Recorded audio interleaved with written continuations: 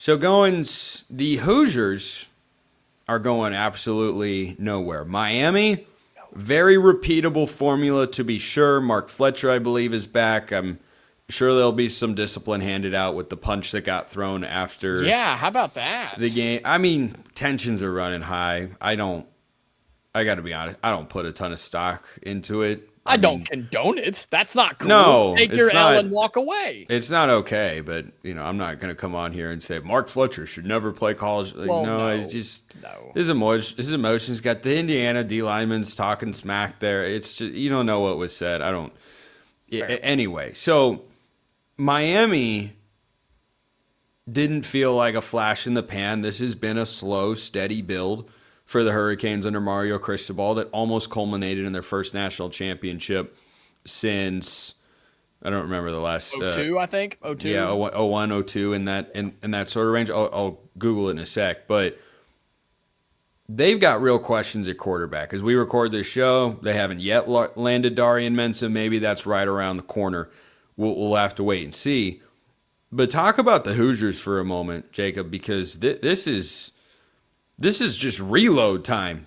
Not in the reset. No, this is reload, and Indiana is going to be right back in the thick of things in 2026.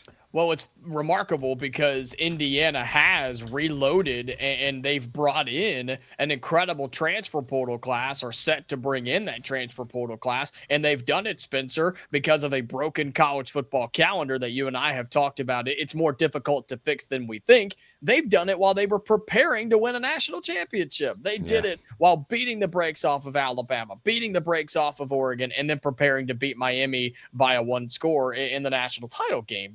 They went and replaced their quarterback. They went and replaced both running backs. They went and got a new wide receiver, one possibly with Nick Marsh. Like they have gone and gotten dudes that they knew they needed. And some of the time off, I really do think in a weird way, because now the portal is open for Indiana and Miami the next 5 days. It's open, and who knows what's going to happen with that. Good news is Indiana's already had those conversations. They've already talked to all these guys. They knew going into the Natty what was going to happen. They knew who was coming back. They knew who was leaving. They knew who was out of eligibility, and they already have a good idea on who's going to replace them. Names you need to know: Josh Hoover, the TCU quarterback, top 5 quarterback in the portal. He will be replacing Fernando Mendoza. He'll step right in line. I think he's going to be very good in Bloomington. You also Yeah. bring in Turbo, our guy at the running back position. Still looking to probably get one more as of right now, but you bring back Kobe Martin, the freshman, Lee Beebe Jr., who looked good before he got injured. He was the UAB transfer. But there's a couple of names floating out there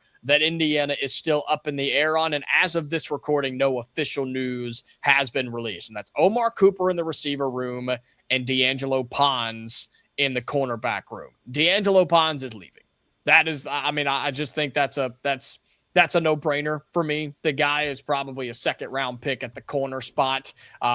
He's a top 5 corner in college football. I think he goes to the NFL. There's some questions on the offensive line, too, with guys like Drew Evans and Carter Smith if they decide to go to the NFL draft. But Indiana's brought in several dudes, including Joe Brunner, the big one from P4. So that's why Indiana's not going anywhere, Spencer, because they've reloaded. You get the DB from AJ Harris, the DB from Penn State. Yeah. He's awesome. Can't wait to NFL see guy. him. Yeah, and you know what position he plays? Corner, which is kind of a telling sign of what D'Angelo Pons could do. So all of that to say, Indiana's losing a lot, right? You lose guys like Fernando, because he's going to the draft. You lose guys like Aiden Fisher, Michael Kamara, those guys who have built this thing in the last couple of years. Yeah, it sucks. They're leaving, but Indiana's replacing them. And now, here's what's cool. Before it was, well, Indiana's getting 3 stars and maybe a 4-star here and there, but they fit the system. Indiana likes them. They'll make them good. Now Indiana's going to get 4 stars and some 5-star flirts that they like and that can fit their system. And they're winning national titles with 3 stars. Watch out, ladies and gentlemen. If Indiana has 4 and 5 stars, it may be the start of something beautiful in Bloomington, Indiana. Yeah, one of my favorite stories of the offseason that will be discussed frequently here on the show is what the recruiting fallout is from all of this, because the Hoosiers have had no brand, no identity. They popped onto the scene last year, but when you win the Big Ten and the national championship in the same year, boy, that does something for the brand recognition on the recruiting trail. And I know that most of you listening to or watching this show are diehard college football fans in all likelihood. Hope so. Who last year realized that Indiana going 11-2 was a big deal.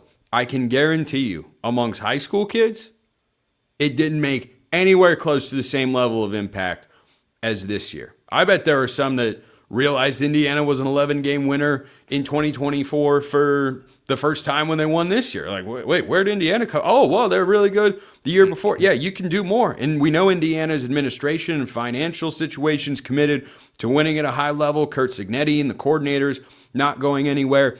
And then you look at their schedule for 2026 Goins, and I tell you what. It's not bad. It's not a cakewalk, as long as you ignore the non-conference, which is a joke. It's ridiculous. Which we will ignore. The Big Ten, you're going to ignore. No. Don't, none of this we. There's no we will ignore. There's you will ignore. And you better the national championship game and everything Indiana just did and accomplished is all the more reason why I want to see them play a quality, high-profile non-conference game, and why they should be required to do so. The Big Ten needs to step up to the plate on that. But that Don't might hate depend. on the Mean Green from North Texas. I will. I will at any particular moment that all they're missing choose. is their quarterback and their coach and basically everybody off. Oh, and their leading running back and receiver. Yeah, other than those guys, sure, they could reload for the fine folks in Denton. But yeah, North Texas, Howard, Western Kentucky, it's a joke. But in Big Ten play, the 4 games that stand out the most to me: Ohio State, USC, Michigan, and Washington. Now, that's a pretty solid lineup of high-profile football games for the Indiana Hoosiers. And here's the good news. Of those 4 games, 2 of them are at home, and it's Ohio State and USC. Huge.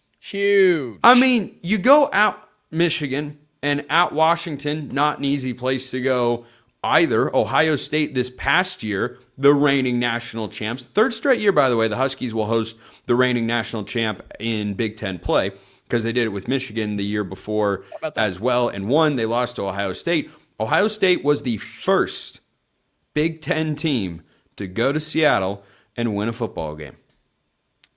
How about that nugget? They were the first one to do it in conference play. And guess what? I'd take the Hoosiers right now. Yeah, I mean, other games in there: Minnesota, Northwestern, Purdue, Rutgers. Like those aren't even pencils or pen-ins. Those are double Sharpie in. I mean, those you're gonna roll. You do have a tricky game on the road at Nebraska. We'll see what they're going to be. You never really know, right? We also don't know. You know who their quarterback's going to be? No. Anthony Calandria. Mountain West Offensive Player of the Year at UNLV. Just played a season for head coach Dan Mullen and led the Rebels to a 10-win season and berth in the Mountain West Championship game, which they lost for a 3rd straight year. So he left them to go to Nebraska, and then UNLV picks up Jackson Arnold to replace him. That is correct. Interesting. I missed that. I didn't know he went to Nebraska. Well, you're clearly not an everydayer of Locked On College Football because you're a nerd. Well, some of us have national championships to worry about and not what Nebraska football was up to. But we don't know what order this is in, right? But yeah, Minnesota, Northwestern, Purdue, Rutgers, like those games are terrible. I can't see less than 10 wins. I don't know why I would pick less than 11. You mentioned it. Ohio State, USC at home. That's so awesome, dude. Ohio State getting to come here, USC getting to come here. That's one huge. Of the games of the year. Cool road trips to Ann Arbor, right? And then going out to Seattle. And then that's it. That's your schedule. Like, Indiana is back to the playoffs next year. On paper, they're a playoff team. 12, 16, 2014 playoff. I don't think it matters. Doesn't matter. I don't think it matters. 10-2 with that schedule would get you in. I don't think Indiana's going 10-2. Eventually, they've got to lose a couple one-possession games. Eventually, they're going to lose a football game again. I just don't know when. And I'm with you that I'm fascinated to see how the order of all of this shakes out because that matters a lot. But that is why our coverage here at the Locked On Network rolls along all offseason from now until the 2026 season kicks off at the end of August. He is Jacob Goins of Locked On Hoosiers. I'm Spencer McLaughlin, of course. Appreciate everyone listening. See you next time, and until then, hope you have a wonderful rest of your day.